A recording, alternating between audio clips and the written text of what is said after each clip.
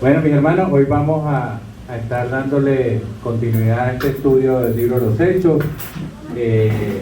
La semana pasada estuvimos viendo el capítulo 1.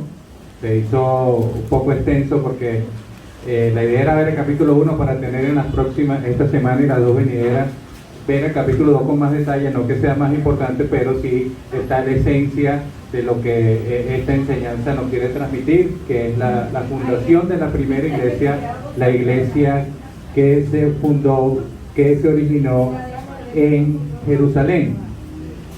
Entonces, ya dimos acá sacrificios de alabanza. Ahora vamos a recibir el Señor. ¿Cuántos vinieron a recibir el Señor? Amén. ¿Cuántos? Amén. Gloria a Dios, porque el Señor ya está aquí en este lugar, está esperando por cada uno de ustedes, está esperando por nosotros, y ese mismo Señor vamos a ponerle todo en sus manos, no solamente lo que vayamos a hablar, sino también vamos a poner nuestro corazón, nuestra disposición, nuestra mente, para recibir de eso maravilloso que Él tiene para nosotros. Padre, te bendecimos, Señor, alabamos tu maravilloso y grandioso nombre. Jehová, eres grande, Señor, eres Jehová de los ejércitos, eres el que provee, eres el que sana, Señor, eres el que consuela, eres el que nos anima, que nos levanta, Señor, eres quien nos bendice cada uno de nuestros días, Señor, y hoy nuestras almas te bendicen a ti, Padre de la gloria. Padre, tú eres el que tiene el control de todo, Señor, todo, absolutamente todo en este mundo, Señor, te obedece a ti, todo está sujeto a ti, Señor, porque tú eres el creador de todo y todo te pertenece a ti, Señor. Todo viene de ti, Padre, y todo regresa a ti, Señor. Padre, toma este lugar, Señor. Toma el control de todo lo que aquí va a pasar, Señor, porque este lugar donde estamos en este momento, Señor, lo decretamos casa de Dios y puerta del cielo, Señor. El Hades no prevalecerá sobre esta casa, Señor. Esta es tu casa, así que eres bienvenido, Señor. Bienvenido, Espíritu Santo de Dios.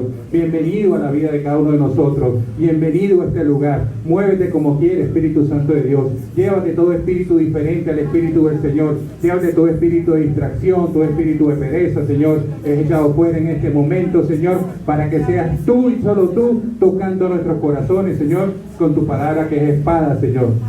Con tu palabra que es espada de dos filos, Señor, que penetra hasta allá donde no puede penetrar nada más, porque tu palabra es viva, Señor, porque tu palabra es tu aliento, Padre de la gloria, y esa palabra en nuestros corazones va a llegar, porque así lo estamos disponiendo, Señor, nuestros corazones, nuestra vida, nuestras coronas, todo lo ponemos a tus pies, Señor, para que tú hagas de nosotros lo que tú quieras, Señor. Permite que este que está predicando, Señor, sea tu instrumento, Padre Santo, y que ninguna palabra que salga de mi boca tenga nada mío, sino que todo sea tuyo, Señor. Que todo venga de ti, Señor, y que sea sazonado con tu maravilloso Espíritu Santo. Te lo pedimos en el maravilloso y glorioso nombre de tu Hijo Jesús. Amén. Entonces, vamos a estar con el capítulo número 2, lo vamos a dividir en 3 partes. Hoy vamos a ver de los versículos del 1 al 13. Esa es la enseñanza que vamos a estar viendo el día de hoy.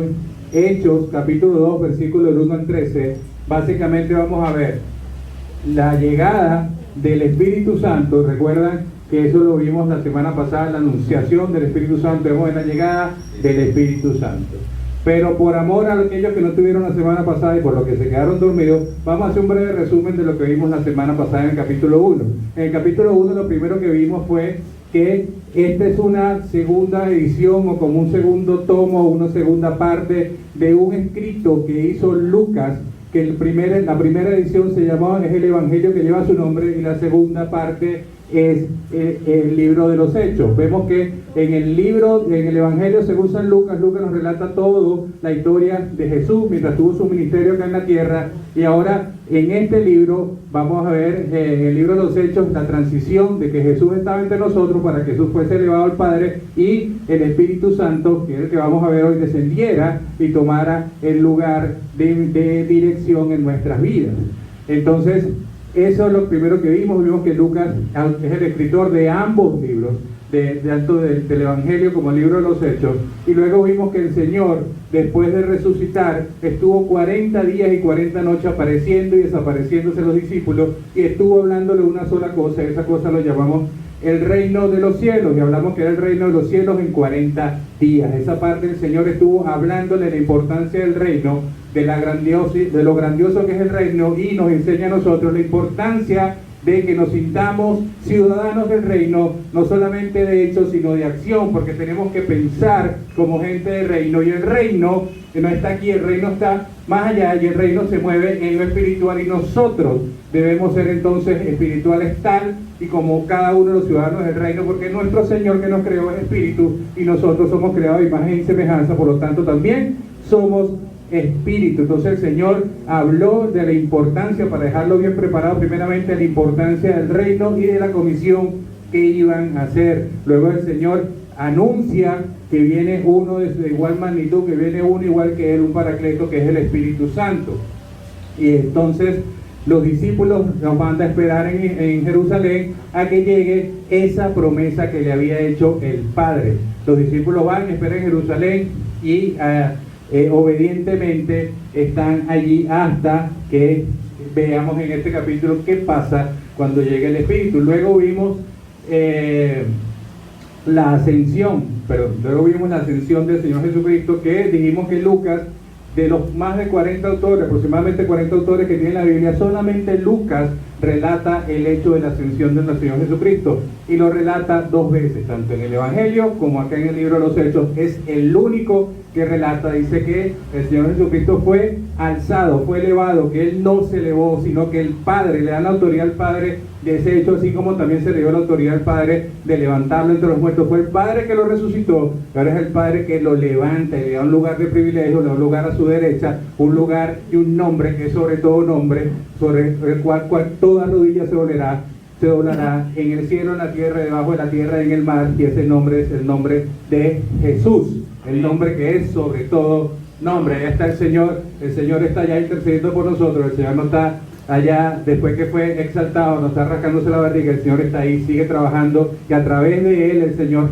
Dios Padre nos ve a nosotros porque somos lavados con su sangre. Entonces el Señor asciende en una nube, y luego llegan unos varones vestidos de blanco que hacen referencia a lo celestial, a la gloria del Señor, y estos varones le dicen a los que estaban ahí: es Jesús, que ustedes viendo, así como lo vieron irse, así regresará, pero bajen su mirada, pónganse los pies en la tierra, porque el trabajo que les toca a ustedes aquí en adelante es acá, y es la gran comisión. Luego al final vimos que Pedro se levantó y dijo que aquel que había hecho transgresión, que era Judas, y el que buscó su propio camino y su propia fortuna y su propia final, aquel que ya no estaba debería ser reemplazado para que fuesen 12 como tal, y los comisionó el Señor la primera vez, y vimos que se hizo esa elección a través de lo que llamaban en ese tiempo echar en suerte, porque todavía no estaba el Espíritu Santo, que es el que guía toda verdad, sino que todavía hicieron esa práctica del Antiguo Testamento, que es echar suerte,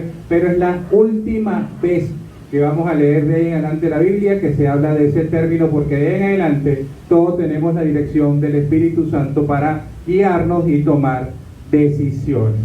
Entonces es la anunciación de ese poder, y llegamos al capítulo 2. Todos necesitamos de ese poder que anunció el Señor como la promesa del Padre, porque con ese poder es que nosotros vamos a poder hacer las cosas que humanamente en sangre y carne son imposibles. Solamente con el poder que viene de lo alto nosotros podemos cumplir con el propósito que el Señor nos está encargando. Y hoy nos vamos a estar hablando principalmente de ese poder, que es poder para someterse a la verdad, poder para caminar en justicia, y para que seamos personas que se involucran en los asuntos del reino. Tenemos poder porque tenemos autoridad en ese reino, porque somos ciudadanos de ese reino. Debemos involucrarnos en los asuntos de ese reino, pero como pasó con los discípulos, tenemos que ser primero personas equipadas y ungidas con el poder para primeramente ser testigos y después hacer cosas maravillosas, porque dice que cosas más grandes inclusive que las que hizo el Señor nosotros podemos hacer, porque tenemos dentro de nosotros el mismo poder que da el Espíritu de Dios que levantó al Señor de entre los muertos. Y un excelente lugar para ver el inicio de todo esto es el capítulo 2 del libro de los Hechos. Sabemos que Una de lo que este capítulo revela es la congregación de los redimidos, o lo que se llama originalmente la eclesia, la fundación de la iglesia o la eclesía, que es la palabra en griego, que significa ser llamados afuera. Ese término se utilizaba antes para que los ancianos, la gente de autoridad en una comunidad, en una ciudad, cuando había un problema se llamaba a eclesia, y eso quiere decir que salían más allá de las puertas de la ciudad, allá se reunía y allá tomaban decisiones sobre lo que habría que hacer. Entonces cada vez que había algo importante que se llamaba eclesia, es ser llamados afuera. O sea que nuestro trabajo está más allá de estas cuatro paredes, porque somos iglesia, porque somos llamados afuera, porque nuestro trabajo está allá en el mundo, donde tenemos que llevar el evangelio y la palabra del Señor. Entonces esta palabra que se tradujo del griego al español como iglesia. Entonces este nacimiento de esta iglesia, o de la iglesia, que es la misma iglesia que estamos hablando, que es la misma iglesia donde usted y yo estamos hoy, es la misma iglesia y será siempre la misma iglesia de nuestro Señor, el cuerpo de Cristo. No solamente implica que somos llamados afuera, sino que hay una transición.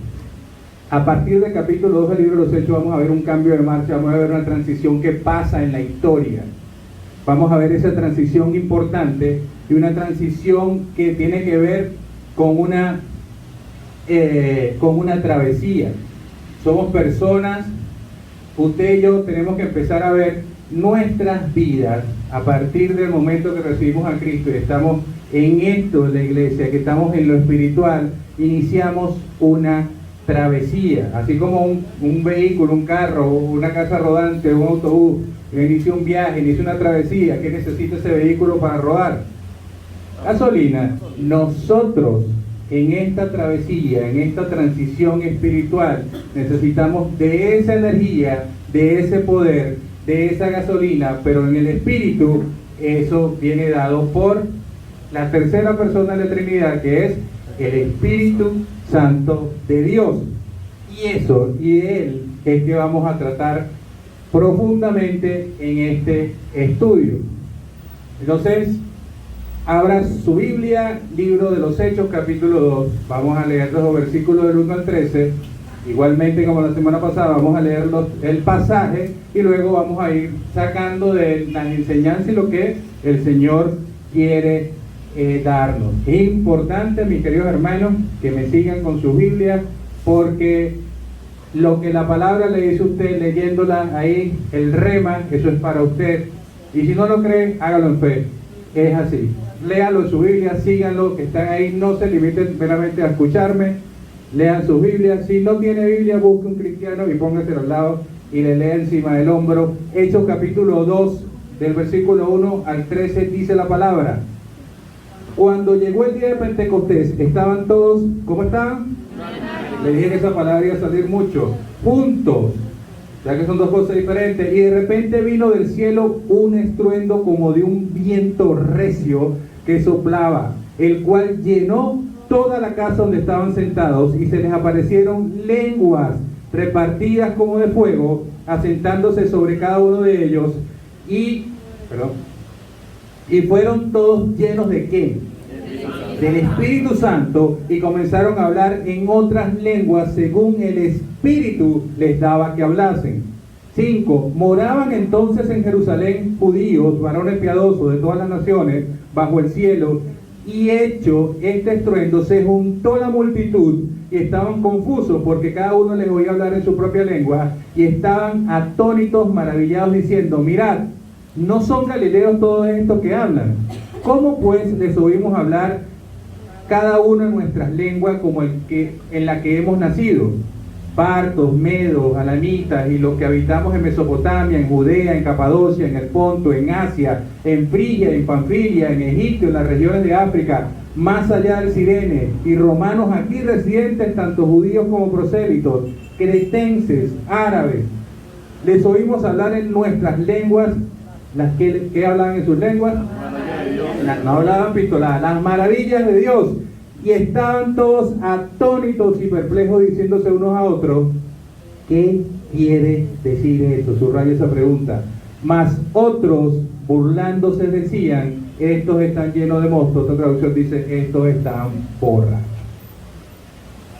El texto que acabamos de leer representa uno de los momentos más cruciales, o si no el momento más crucial en la historia de la iglesia. En apenas unos cuantos versículos que leímos acá, Lucas, quien es el que está relatando, nos cuenta cómo vino a cumplirse algo que había sido profetizado cientos de años atrás por el profeta Joel. Para los que anotan, eso está en Joel capítulo 2, versículos 28 y 29. Eso lo vamos a ver más adelante. Cuando Dios reveló por medio del profeta que un día el Señor quería, el Señor derramaría de qué? De su espíritu sobre toda carne. Eso vamos a ver que el inicio de todo eso es acá en este día, es en Pentecostés y es con la llegada del Espíritu. El Señor lo profetizó cientos de años atrás a través de Joel y está empezándose a cumplir en este día, cuando derramó su Espíritu sobre toda carne, dice la profecía. Y la llegada de este día de Pentecostés había también sido profetizada por Juan el Bautista. Lucas, en su primer relato en el Evangelio, Lucas relata y Juan el Bautista habla y registra lo siguiente. Libro, el Evangelio según San Lucas, capítulo 3, versículo 16.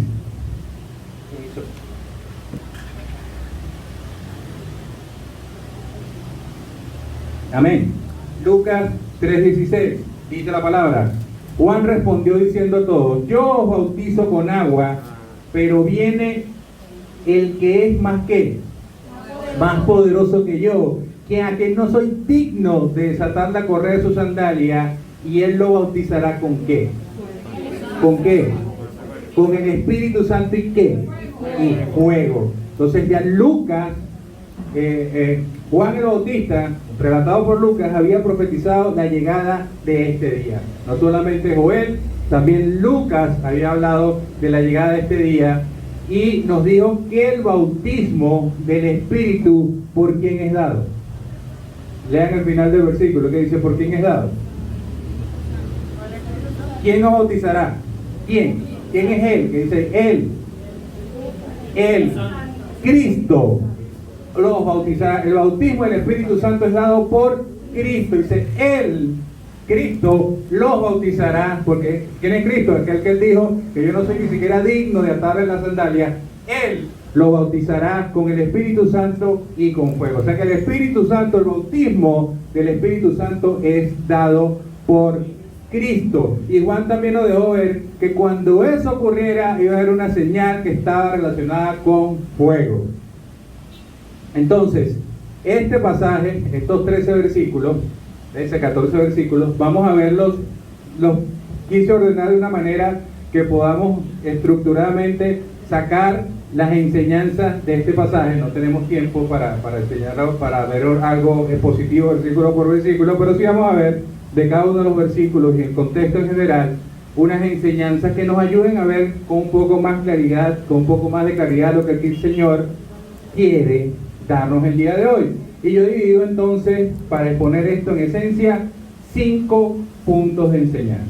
Para los que notan, el primer punto que vamos a ver es el tiempo de la llegada del Espíritu Santo. El número 2, vamos a ver la manifestación de su llegada. Número 3, vamos a ver la razón primaria, no es la única, la primaria o principal de dicha llegada. Número 4, vamos a ver quiénes fueron los testigos de esa llegada. Y número 5, qué significa el significado de la llegada del Espíritu Santo. ¿Qué significó ese evento y significa todavía el día de hoy? El 4, los testigos de la llegada. ¿Quiénes fueron los testigos de la llegada del Espíritu? Y empezamos primero lo primero, el punto número 1, el tiempo de la llegada del Espíritu Santo. Versículo 1 dice, cuando llegó ¿qué? El día de Pentecostés estaban todos unánimes juntos. el tiempo de la llegada nos dice que es en el día, un día particular que es llamado Pentecostés. Pentecostés tiene que ver con penta, con 50. Eso quiere decir que son 50 días después de la Pascua.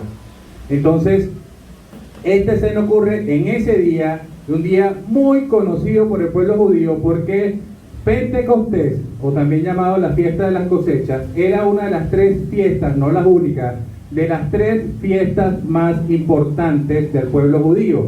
Era Pentecostés, la fiesta de la Pascua y la fiesta de los tabernáculos. Esas son una de las 3 fiestas más importantes del pueblo judío. En este día, esta fiesta había sido ordenada por Dios como acción de gracia, para que el pueblo levantara una alabanza de agradecimiento a Dios por la cosecha de los primeros granos de trigo que cosechaba el pueblo de Israel.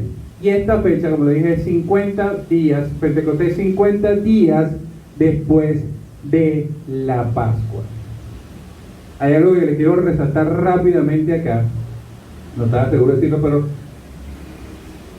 la Biblia es, todo lo que está escrito es exacto y perfecto, todo tiene que ver con todo, todo se relaciona con todo. Cristo muere en el día de Pascua. Cristo muere en la Pascua. 3 días después de la Pascua se celebra en el pueblo judío la fiesta que celebramos nosotros hace un par de meses, un mes atrás en el Galpón, que es la fiesta de las primicias, de los primeros frutos. La fiesta de las primicias son 3 días después de Pentecostés, después de la Pascua.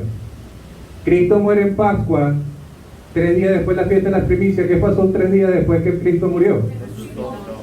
Si usted lee 1 Corintios 15, dice que Cristo es la primicia de la resurrección. Quiere decir que es el primero en resucitar, fue Cristo, porque es el primero, porque lo que viene entre la cosecha que viene atrás, ¿quiénes somos? Cada uno de nosotros. ¿Usted no está convencido de eso? Amén. Entonces nosotros somos lo que venimos. Cristo es la primicia y la garantía de que usted y yo, para el día que el Señor regrese, si no estamos de pie, vamos a resucitar. Eso es garantía. Entonces todo tiene que ver con todo. La fiesta de la primicia de los primeros frutos. ¿Quién es la primicia de la resurrección? Cristo. Entonces 50 días después de la Pascua, de la muerte de Cristo, viene la fiesta de Pentecostés. Y lo que estamos viendo acá, que esos frutos que vienen después de la primicia no es nada más y nada menos que la iglesia que está formándose e iniciándose en este día. Todo es perfecto en el calendario del Señor. Y en ese calendario el Señor está marcando una nueva era, un nuevo tiempo, que empezamos a ver que la ley en aquel tiempo, en el principio, en el Antiguo Testamento, todo era basado en la ley. En la Torá absolutamente todo giraba en torno a la ley. Y ahora, con el comienzo de la iglesia, con la entrada de Jesucristo, empieza un nuevo tiempo, empieza una nueva era, que empieza con la gracia, porque cuando llega Cristo llega la gracia, y es el tiempo y la era de la iglesia. Ese tiempo ya no todo iba a ser en torno a la ley, ahora todo, la iglesia es el cuerpo de ¿quién? ¿Quién es la cabeza? Entonces todo empezaba a girar, no en la ley, sino en Cristo. Ahí en adelante es un paso, por eso le digo, un paso diferente, como un cambio de marcha en este plan perfecto que es la historia de redención. Entonces, hasta en ese momento el judaísmo, todo estaba centrado en la Torá, en la ley que le dio el Señor a Moisés. Esa era la ley mosaica. En esa ley, en esa tabla, lo que estaba ahí, en esa ley se basaba todo el judaísmo, pero a partir de este momento era el cristianismo centrado en Cristo y dirigido ¿por quién? ¿Dirigido por quién? Espíritu Santo. Por el Espíritu Santo. Dijimos que cuando Cristo bajó a las aguas con Juan el Bautista, ¿bajó quién? En forma de paloma. ¿Y quién lo guió sobre todo su ministerio? Y ese mismo Espíritu va a empezar el ministerio y va a guiar el ministerio que inició con los apóstoles. Dice que la fundación de la iglesia son los apóstoles, Estas son la base, la fundación, y ese mismo espíritu va a guiar a la iglesia, y en principio a los primeros miembros de la iglesia, que son los apóstoles. Entonces, esta designación histórica que nos señala Lucas acá acerca de el tiempo de la llegada del Espíritu es muy importante, porque también, así como en la resurrección y así como en la ascensión, miren a quién le da la autoría de esto. Acá no dice, ni en lo profetizado acá no dice que este día llegó como cumplimiento de algo que hicieron los discípulos. O sea, los discípulos oraron o dieron una ofrenda en Pentecostés y entonces llegó el Espíritu. No dice eso. No dice que ellos habían pagado un precio. No dice que ocurrió como consecuencia de nada. Esto simplemente dice, sucedió el día de Pentecostés. Eso quiere decir que tiene que ver con la soberanía de Dios. Porque Dios hace lo que quiere, cuando quiere, como quiere, y nadie lo detiene. Y no hay nadie que le diga que no. No hay nadie que corrija a Dios. ¿Lo hay? No lo hay. Entonces eso tiene que ver con la soberanía de Dios. No ocurre como consecuencia de nada. Ni fue el resultado de unas oraciones, ni fue la respuesta a nada, sino porque Dios decidió en su cronología perfecta. Por eso cuando tenemos que tener cuidado cuando hablamos del tiempo de Dios es perfecto y no decirlo como un cascarón vacío, sino que realmente todo lo que es en la historia de Dios, todos los tiempos del Señor, todo lo que es el kairos del tiempo de Dios es inerrante, es perfecto como su palabra. Entonces sucedió en Pentecostés y Lucas señala este tiempo entonces como un tiempo divino. Y si quiere apuntar algo, apunte esto: la llegada del Espíritu sucede cuando Dios quiere que suceda, no como respuesta a ninguna actividad espiritual. Y mire que no importa cuán espiritual pudieran ser los discípulos, que seguramente no había nadie más espiritual que ellos en ese momento, no ocurrió a consecuencia de ellos, sino cuando Dios decidió que sucediera. Entonces, este mismo hecho, Cristo mismo se lo anunció a los discípulos la noche antes de ser crucificado en el aposento alto. Aunque con mucha probabilidad, lo vemos a través de la historia de los evangelios, el Señor decía por lo más decente que los discípulos eran tardos en aprender, como medio lentejistas, como que no entendía bien, y seguro no entendieron bien lo que el Señor les quiso decir en ese día ante su crucifixión, cuando estaba haciendo este anuncio. Y este anuncio, lo que Cristo está refiriendo, lo podemos ver en el Evangelio según San Juan, capítulo 14, versos del 16 y 17.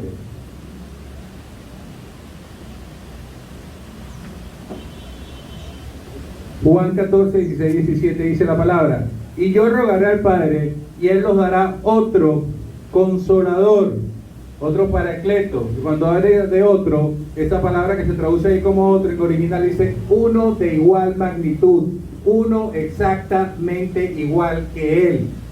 Porque Dios Padre es Dios, Jesús es Dios y el Espíritu Santo es Dios. O sea, otro igual. ¿Quién estará con vosotros hasta cuándo? Para siempre. Es decir, el Espíritu de verdad, a quien el mundo no puede recibir. ¿Por qué? Porque ni le ve ni le conoce, pero vosotros sí le conocéis. Subrayé esto: porque mora con vosotros y estará con vosotros. Sin lugar a dudas, Cristo le estaba dando una explicación, una misión que comenzaba ahí ese día en Jerusalén, y una misión que termina, según dice la palabra en Mateo 28, en los confines de la tierra. Y era una imposibilidad que esto sucediera sin que esta gente tuviese una dirección y una cobertura sobrenatural. Y esa cobertura es la promesa del Padre, que es el Espíritu Santo de Dios, que en ese momento, le dice Cristo, moraba con ustedes, se moraba entre vosotros. ¿Por qué dice eso Cristo? Lo acabamos de decir ahorita. El Espíritu Santo estaba en Cristo y llegó a Cristo. ¿Y quién moraba entre ellos? Cristo estuvo morando entre ellos, y después le dijo: ahorita mora entre ustedes, pero después estará con ustedes todo el tiempo hasta el fin. siempre estará con ustedes. Ya no estará entre ustedes, estará en ustedes. Ese es el Espíritu Santo que empieza a guiarlos y los iba a llevar desde ese lugar donde está organizado todo en Jerusalén hasta lugares que hoy, 2000 años después, ni siquiera hemos alcanzado, ni siquiera sabemos cuánto falta. Solamente el Señor falta, pero los confines de la tierra fue la mejor definición que encontró el Señor para decir a todo lugar, a todo rincón. Entonces, para muchos, en ese día, y digo mucho porque hay gente que no piensa que es así, pero para la gran mayoría y para todos en el Cordero de Dios también nos pegamos a eso. La iglesia nació en el día de Pentecostés. Digo para muchos porque hay otra corriente teológica escatológica como el dispensacionalismo, que algunos dispensacionalistas piensan que la iglesia no forman parte de los judíos, sino eran meramente gentil, era algo solo para los gentiles. Entonces la iglesia empieza cuando Pablo funda la primera iglesia gentil, que es por allá en el capítulo 19 del libro de los Hechos, se lo van a ver acerca de eso. Pero la iglesia realmente empezó el día de Pentecostés. Ese día nació la iglesia. Ojo, ese día no nació el pueblo de Dios, porque Dios escogió el pueblo como el pueblo que Él quiso escoger. ¿A quién escogió? ¿A quién escogió? ¿Cuál fue el pueblo escogido por Dios? ¿Quién? ¿Están confiados en eso? A Israel. El Señor escogió a Israel. Estos son el pueblo. ¿Por qué? Porque le plació al Señor escogerle su soberanía sobre todos los otros pueblos. Escogió la nación de Israel y ese es el pueblo. O sea que ese día nace la iglesia, pero no es el día que nace el pueblo de Dios. El pueblo de Dios ya estaba ahí. Ese día tampoco es que el Espíritu Santo empieza su accionar o empiezan a mostrarnos el accionar del Espíritu Santo, porque en Génesis 1, ¿quién estaba sobre la faz de la tierra? ¿Quién se movió sobre la faz de la tierra? El Espíritu Santo. O sea que el Espíritu Santo está desde el principio hasta el fin. El Espíritu Santo inspiró toda la palabra, el Espíritu Santo inspiró toda la revelación. O sea que ese día nace la iglesia, pero no nace la acción o no se inicia la acción del Espíritu Santo. Entonces,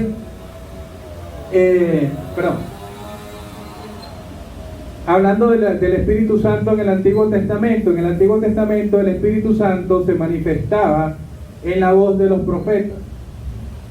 El espíritu de profecía estaba en los profetas y por medio de ese espíritu, ellos en ese tiempo, a través de esas manifestaciones, hablaban lo que Dios le ponía para decir, profetizaban sobre lo que Dios le ponía. Es un error creer que los profetas entendían todo lo que decían. No lo entendían. Solamente Dios no entendía, ni sabían el tiempo ni nada de lo que estaban haciendo. Simplemente Dios los usaba a ellos para transmitir y hablar palabra profética a través de ellos. Pero ¿qué pasa?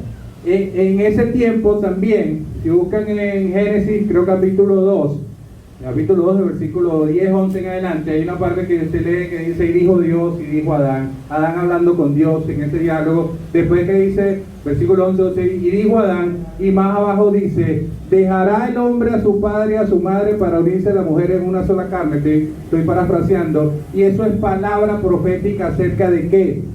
Del matrimonio. ¿Quién la dijo? Adán. ¿Adán es reconocido en la palabra como profeta?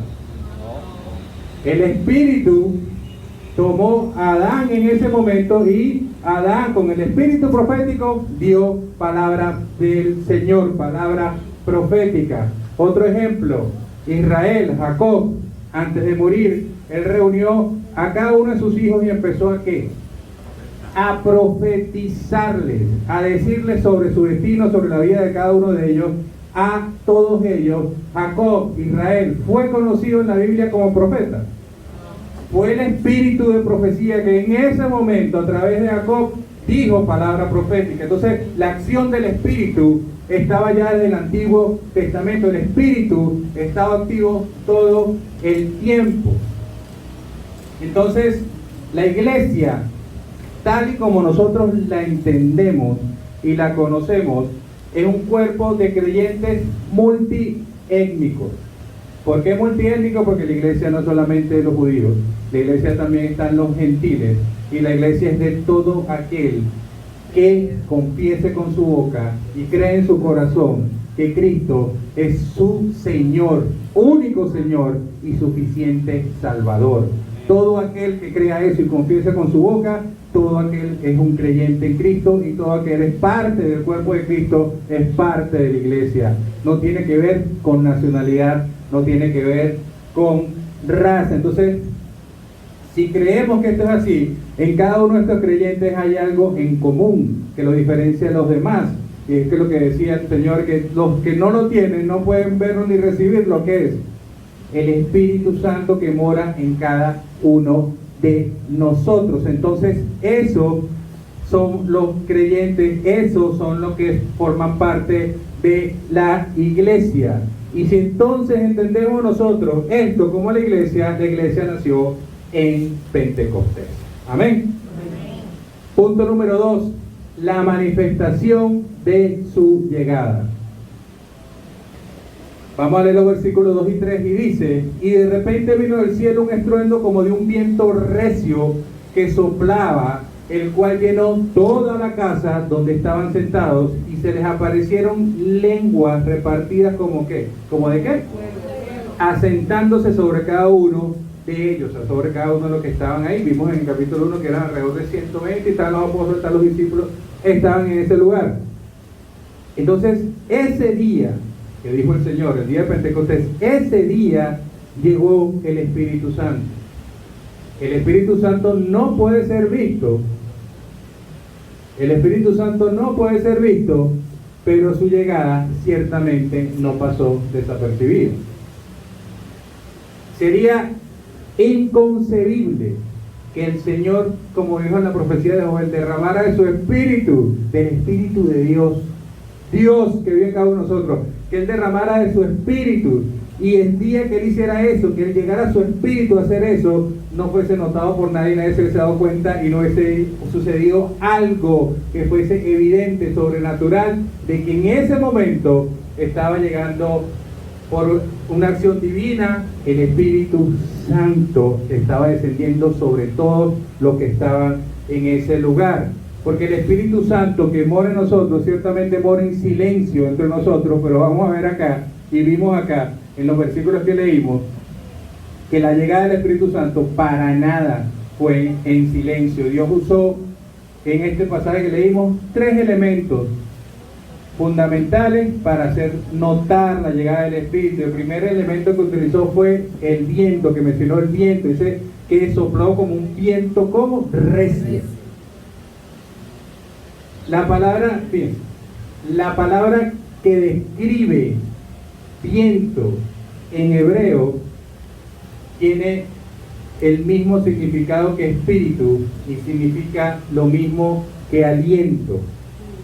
La misma palabra en el hebreo.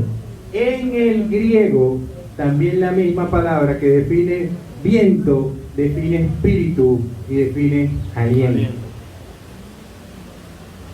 Hablando sobre todo en el hebreo, sobre el hebreo antiguo, en el cual originalmente se escribió el Antiguo Testamento, este hebreo antiguo tenía alrededor de 600 y tantas palabras. Y con esas 600 y tantas palabras tenía que hacer todo. Entonces por eso vemos que muchas palabras se escriben igual, pero tienen un significado diferente según el contexto donde estén. Porque no tenían mucho más, tenían esas palabras, por eso cada una de esas palabras tenía un significado diverso. Pero particularmente esta palabra en el hebreo es la palabra ruá. Esa palabra significa viento, significa aliento y significa espíritu. En el griego la palabra es neuma. ¿Han escuchado hablar de neumatología, que habla de los pulmones, del aire? El viento significa aliento y significa también espíritu.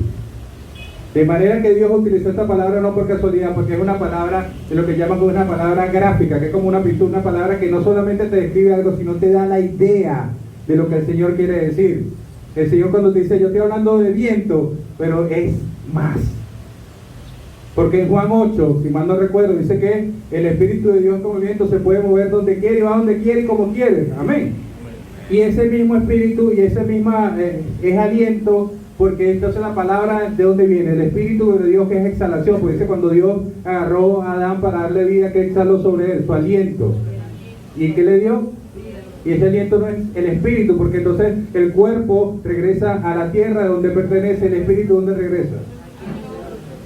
El alma. Bueno, esa es la guerra que estamos dando acá para que no se lo lleve, y ya saben, ese es el trabajo que tenemos que hacer. Pero el espíritu es aliento, es viento y significa todo eso.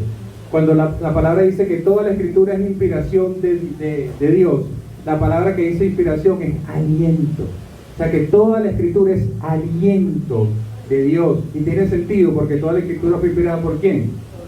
Que es el mismo espíritu, es aliento, es viento. Entonces eso es la primera elemento que utilizó el Señor para describir la llegada del Espíritu. Un viento como un viento recio, que también es aliento y es espíritu. La segunda señal que pone evidencia la llegada del Espíritu Santo fue el fuego. Importantísima. El fuego, a lo largo de toda revelación, a lo largo de toda la palabra, el fuego es un elemento que ha sido usado para identificarlo con Dios. El fuego se identifica con Dios. Es un elemento que Dios usa para que otros sepan y noten que Él está allí. Ejemplo muy claro: Moisés, cuando estaba en el desierto, la zarza que estaba, ¿cómo estaba la zarza? Fuego. No se quemaba, estaba en el fuego. Y esa zarza que le habló, ¿quién era? Dios. Entonces Dios, a través del fuego que estaba ahí, dice: yo estoy aquí, hizo la simbología para decir que Dios está en ese lugar que es el fuego. Con el mismo Moisés más adelante, en el Éxodo, cuando pasaron 40 años por el desierto, porque el pueblo de Dios era muy bueno, muy obediente, y eran extremadamente creyentes en el Señor, se pasaron nada más que 40 años. Entonces durante esos 40 años, como Moisés le dijo: tú tienes que ir siempre conmigo, Señor, de noche. ¿Qué lo acompañaba a ese pueblo? ¿Y qué significaba esa columna de fuego? ¿Quién era? ¿Quién lo está acompañando? Porque Moisés le dijo: tu presencia tiene que ir conmigo a todo lugar. La presencia del Señor en la noche, ¿qué era? Una columna de fuego. Más adelante, cuando Moisés el Señor le entrega a ese mismo Moisés la tabla, le entrega la ley. Entonces Moisés estaba en el monte Sinaí, y dice que ese monte no se podía acercar a nadie porque ese monte había humo, ese monte había truenos, había relámpagos, había un temblor cuando venía el Señor ahí, donde figuradamente dice que venía a hablar cara a cara con Moisés. Y también hubo fuego para representar la presencia que el Señor está en ese lugar. Eso lo pueden ver en Éxodo 19. Y ahora nosotros, ahorita, en este pasaje vemos que para representar la llegada del Espíritu Santo tenemos un elemento en común, que es el fuego. Y el tercer elemento que usa el Señor para la manifestación o la llegada del Espíritu Santo son las lenguas. Aquí las lenguas tienen que ver con lo que conocemos nosotros como idioma. Para reflejar lo que el Espíritu vino a hacer, yo creo que era lo mejor que pudo conseguir el Señor. Porque el Señor nos dice: me seréis testigos en Jerusalén, en Judea, en Samaria y en los confines de la tierra. Pero ¿cómo usted va a llegar a serle testigo al Señor hasta los confines de la tierra? ¿Cómo van a entender lo que usted diga cuando va a proclamar el Evangelio si usted no habla la lengua? Parece que la torre va a ir para allá, lenguas repartidas por todo el mundo. Si usted no habla lengua de ese lugar, ¿cómo puede ser testigo del Señor? ¿Cómo puede testificar del Evangelio del Señor? Entonces, las lenguas, como dice el versículo 3, nota algo importante.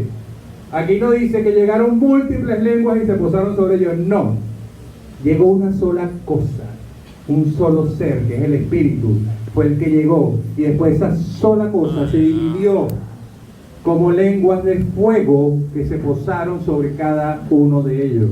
No eran muchos espíritus, era el Espíritu que se dividió y se posó en formas de lenguas de fuego, y se posó sobre cada uno de ellos. No son muchas cosas que llegaron. Entonces este Espíritu, lo que simboliza esto es que este Espíritu, como hablamos en el Antiguo Testamento, estaba con uno a la sola, los profetas o aquel que tomaba el Espíritu de profecía uno a la vez y de manera intermitente. Y eso no iba a ser más. Ahora el Espíritu iba a estar sobre y dentro de cada uno de ellos de manera permanente. Entonces la presencia del Espíritu en el Antiguo Testamento cambia. En el Nuevo Testamento ya no es algo que el Espíritu lo toma y te hace profetizar, no. El Espíritu anda todo el tiempo dentro de nosotros y para siempre. Usted no está entendiendo lo que estamos diciendo. El Espíritu Santo de Dios está todo el tiempo, para siempre, dentro de cada uno de nosotros. Si usted lo cree, denle la gloria al Señor.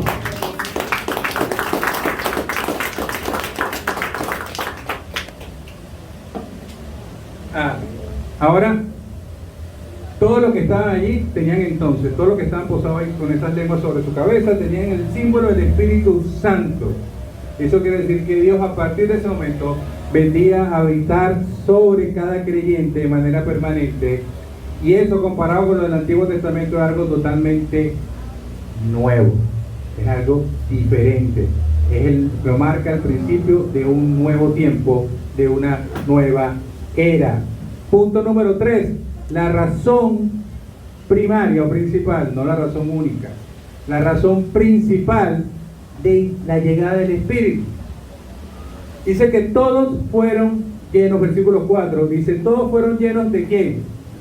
Del Espíritu Santo, y comenzaron a hablar en otras lenguas, según el Espíritu les daba la habilidad para expresarse. Entonces la razón primaria, como vimos la semana pasada, de la llegada del Espíritu y en la Gran Comisión es primeramente para ser testigos, es el poder para ser testigos.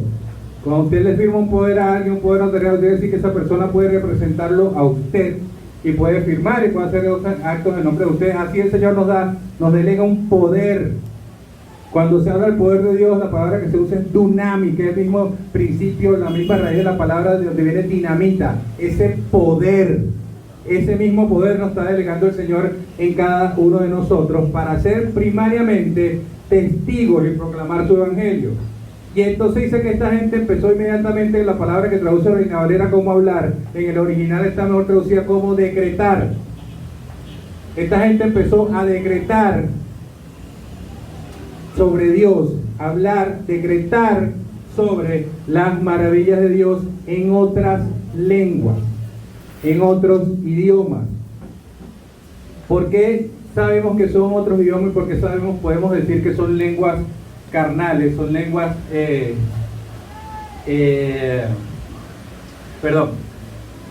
porque todas las personas que estaban ahí, vamos a ver más adelante, que escucharon, dice que reconocieron sus propias lenguas, todos los que venían de diferentes regiones, escucharon a esta gente hablarlo en sus propias lenguas. Entonces, son lenguas humanas, porque la próxima vez que se hable de lenguas en la Biblia es en el capítulo 12 de la carta a los Corintios, donde Pablo habla de lengua, pero la lengua que Pablo se refiere ahí, la lengua que dice Pablo que son lenguas que necesitan traductor, porque si usted habla sobre esas lenguas y no hay nadie que traduzca, entonces está perdiendo el tiempo. Esas lenguas no están destinadas a hablar con el hombre, esas lenguas son lenguas que son ¿hacia dónde? Hacia Dios. Pero estas lenguas son netamente humanas, porque eran lenguas que otra persona que estaba ahí las podía entender y escuchar. Entonces, son dos cosas diferentes. Esto que estamos hablando acá, que es el bautismo del Espíritu Santo sobre esto, hay una creencia que dice que usted si el bautismo del Espíritu Santo lo toma, entonces usted tiene que hablar en lenguas angelicales o en lenguas... No, mosca con eso. Estas lenguas que habla esta gente acá son las lenguas que necesitaran para poder ser testigos y hablarles a toda la región donde iban. Entonces, de esta manera arranca la capacitación con las herramientas para darle rienda a la Gran Comisión. Punto número 4. ¿Quiénes fueron los testigos de esa llegada? Vamos a leer los versículos del 5 al 11.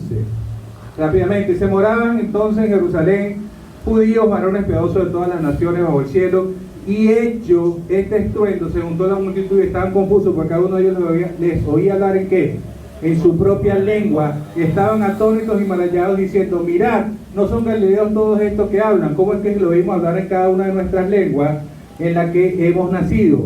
Aquí empieza a hablar entonces el parto, empieza a nombrar, y usted lo cuenta mal contado, habla sobre alrededor de 15 regiones, ciudades o lugares diferentes.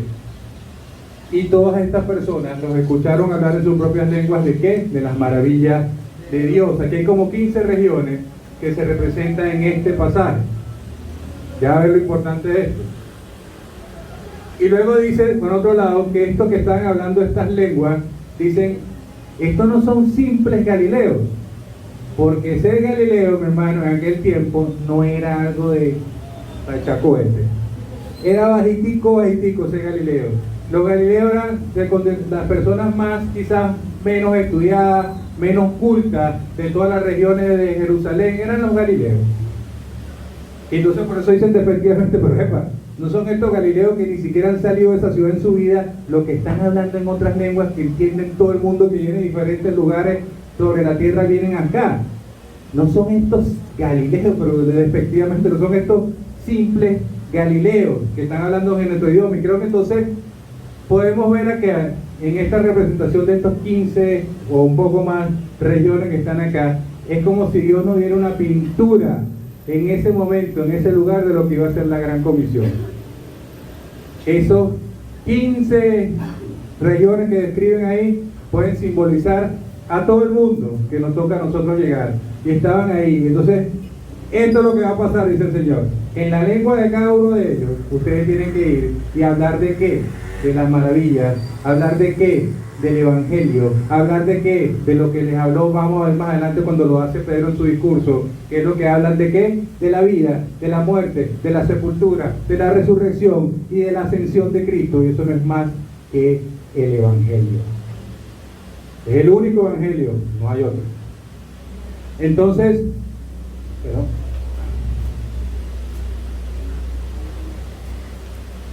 ok. Entonces dice que estaba toda esa gente, esas 15 regiones reunidas allí. Entonces, ¿por qué estaba esa gente ahí? Cualquiera se podía preguntar, y se lo preguntan a ustedes seguramente porque son muy curiosos. Y recuerden que ese día era el día de ¿qué? ¿La fiesta de qué? Y especialmente sobre los varones judíos, creo que mayores de 18 años, 16 años, algo así, todos tenían que, de donde estuviesen ese día de Pentecostés, así como el día de la Pascua, tenían que estar en Jerusalén. Y como ustedes saben, ellos están esparcidos por diferentes lugares y fueron ese día, estaban en Jerusalén. Por eso es que estaban ahí. Ah, no, pero que Jerusalén, tú vas a decir que Jerusalén eran 2 calles y esa casita nada más. No, Jerusalén seguramente era mucho más grande. Pero ¿por qué estaba entonces en Jerusalén y en ese lugar? Porque acabamos de ver que lo que pasó ahí no fue natural. Ese sonido como un viento recio, imagínense usted que se escuche como si un viento que levante piedra, que le dé un viento poderoso. Escucháramos este lugar y vemos lenguas que se reparten, y vemos fuego, y vemos gente hablar en otros idiomas. Cualquiera, por mera curiosidad, dice, ¿qué está pasando allá? Y ahí estaban todos. Esa fue la forma que el Señor utilizó para traerlos a todos, primero a Jerusalén, y después a ese lugar. Entonces, todas estas personas, estas 15 regiones que simbolizan de alguna forma los confines del mundo, todo lugar, fueron los testigos de la llegada del Espíritu. Entonces, hasta acá hemos visto la ocasión o el tiempo, vimos la manifestación, la razón principal, los testigos, y ahora como último punto vamos a ver el significado de la llegada del Espíritu Santo. Versículo 12 dice: todos estaban asombrados y perplejos, diciéndose unos a otros, lo que dije que subrayaran, ¿qué quiere decir esto? Y le digo que lo resalten porque mi último punto tiene que ver con la respuesta a esa pregunta que se hacían ellos en ese momento. ¿Qué quiere decir esto? ¿Y por qué nosotros podemos responder esa pregunta? Porque tenemos algo que ellos no tenían en ese momento. Nosotros hoy tenemos toda la revelación del Señor en sus manos.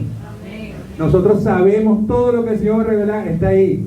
No hay otra revelación. Si alguien viene a decirle, mira, no, todo está revelado. Y lo que no está ahí, Deuteronomio 29, las cosas secretas del Señor se las guarda para Él.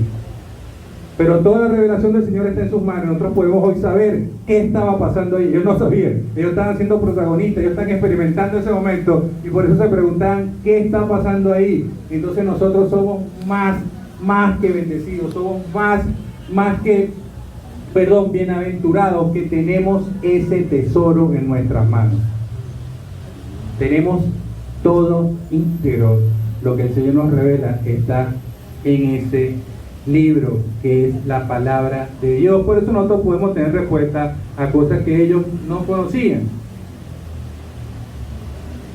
Entonces, antes de responder esta pregunta, quiero hacer una acotación.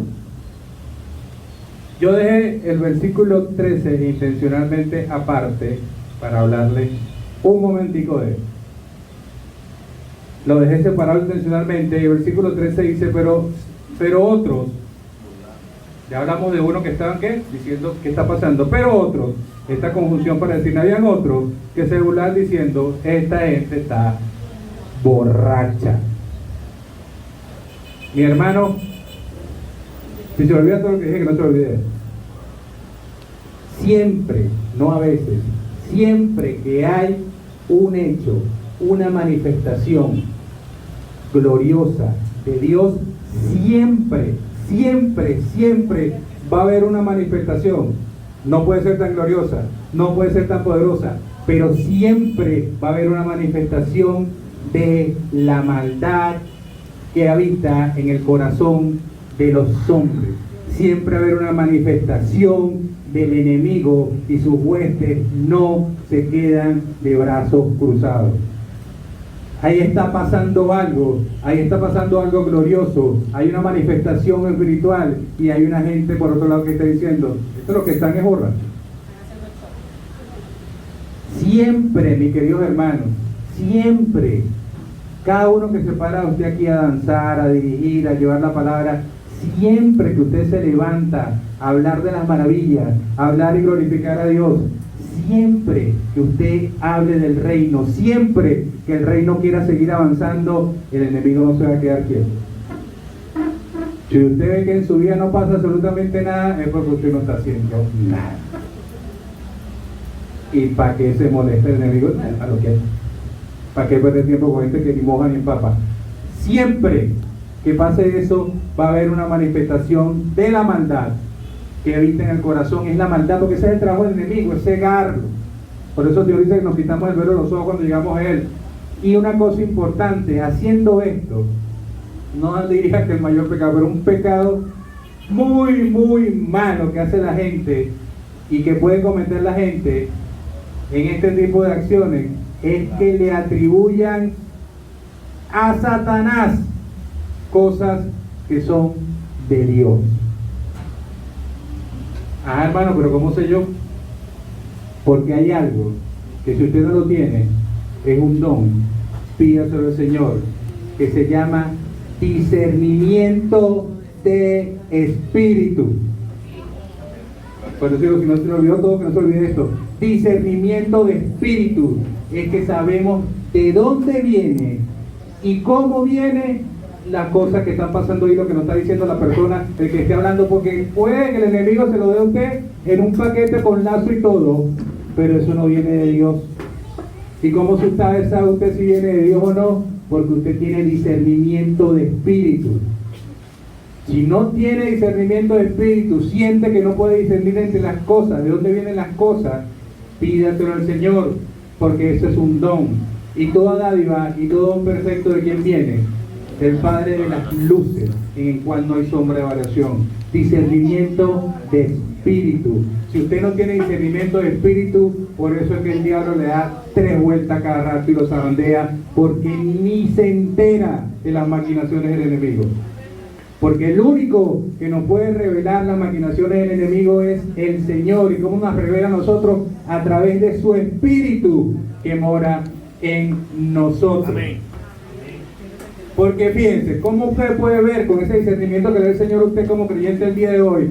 Todo esto que describimos que estaba pasando, este viento, el fuego, las lenguas, si usted puede ver todo esto, ¿cómo usted qué cabeza cabe decir que eso es porque están borrachos? Solamente, si usted no tiene discernimiento, pues dice que la gente que el mundo no puede ni ver, ni entender, ni puede recibir ese espíritu. Solamente nosotros, en aquellos que mora el espíritu, podemos discernir y llegar a una conclusión que eso que está ahí viene de Dios. Y cosas que ustedes van a ver más adelante en este libro, como ejemplo Simón el Mago. Cualquiera que no conozca puede pensar, como decía, que esas cosas eran obra de Dios y no lo son. Pregunte brujo, hechicero, todo lo que consiga ahí por abajo, le pueden decir, no, que es el mismo Dios. No. Discernimiento de espíritu. ¿Por qué? ¿quién se nos presenta aquí? Una gente que decía, ¿qué es lo que está pasando aquí? Una gente que tenía una expectativa buena, una expectativa de algo bueno, deseable. Ellos querían saber eso que aparentemente era algo plenitud, que daba plenitud, que era poderoso. Y entonces por otro lado hay otros que se burlaban. ¿Quién de acá que es evangélico se ha dicho sin temer y sin pena ninguna delante del mundo que evangélicos no se han burlado de él? Yo me burlaba antes de llegar acá a los pies de Cristo. A mí no hay una frase más para decir algo imposible que decir Cristo cuando venga Cristo. Y Cristo viene, y Pedro lo dice también en una de sus cartas. Llegarán burladores.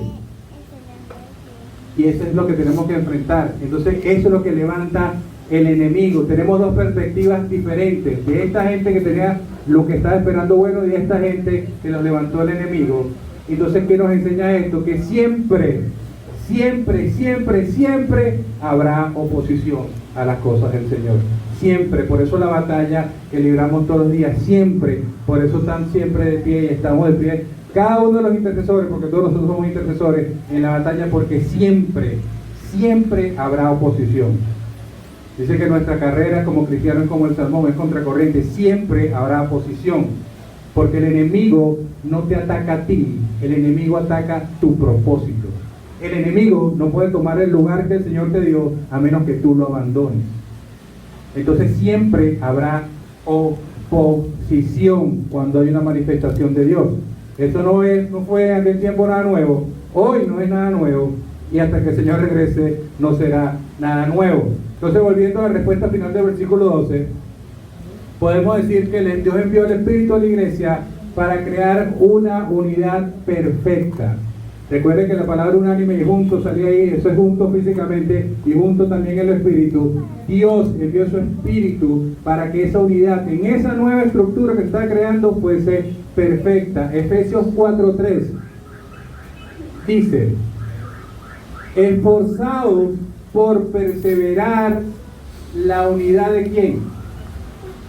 La unidad del Espíritu en el vínculo de paz. Tenemos que esforzarnos cada uno de nosotros como miembros de la iglesia en preservar la unidad del cuerpo de Cristo. Primero, entender que somos parte de un cuerpo. Segundo, entender que somos parte importante todos por igual de ese mismo cuerpo. Y tercero, entender que la cabeza de ese cuerpo es Cristo. ¿Cómo podemos entender esta unidad? Una ilustración sencilla. Me gustan mucho las ilustraciones porque así lo entiendo mejor. Imagínese usted, o recuerde usted cuando estuvo, qué sé yo, en una actividad, otra iglesia, o una vigilia, allá en el estadio donde están tantas iglesias, que usted por casualidad de la vida le tocó estar parado, sentado, cerca de un hermano que usted nunca había visto en su vida.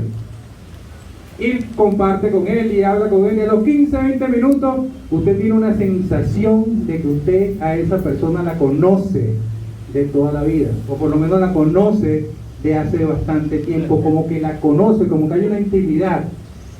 Y eso no es otra cosa que el Espíritu que mora en usted, mora en él.